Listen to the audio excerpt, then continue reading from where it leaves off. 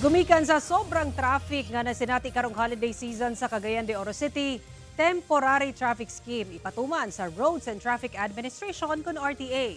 Kini ang tubag sa ahensya sa nagkagrabing problema sa trapiko, ilabi na kung rush hours. Ani report ni Cyril Chavez. Pinasikat sa executive order nga gipagawa si Cagayan de Oro City Mayor Rolando Uy, ipatuman sa Roads and Traffic Administration kun RTA ang temporary traffic scheme sa mga nag-unang kadalanan sa syudad karong holiday season.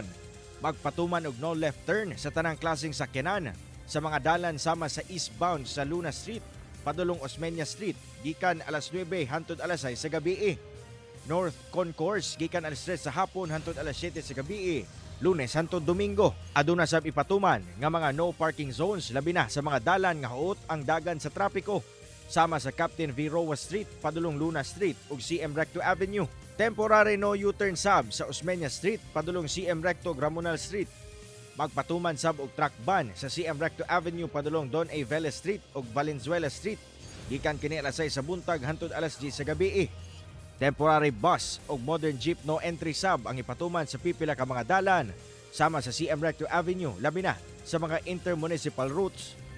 No right turn on red signal sab ang gikan sa Osmeña, padulong CM Recto Avenue. Inaamanggoy mga mall sales, no?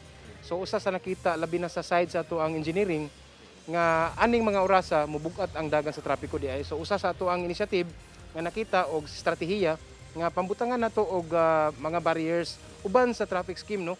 Nga sa matag karon unya di nato mabantayan nga nibugat na di ang dagan sa traffic tungod sa mga nagkadaiya nga sales, no? Gibawal sab ang pagbaligya sa mga ambulant vendor sa mga dalan nga adunay traffic scheme nga ginapatuman aron dili mahimong rason sa trapiko. Gikalipay sab sa RTA nga pipila sa ilang mga traffic light ang miandar na, labi na katong mga major roads sama sa CM Recto Avenue. Ato gining napaningkamutan nga ma-function ang mga traffic lights, most especially sa ato ang mga major areas kaning labi na sa CM Recto nato, sa may Velez area ug some other areas nga ato nang naabot, no, nga ma-function ang mga traffic light. Pasalig sa buhatan nga aduna gyud sila mga personahe nga nakadeploy aron motabang sa pag-address sa mga lugar nga makasinati og bugat nga dagan sa trapiko. Kauban si Jaybert Pairat, Cyril Chavez,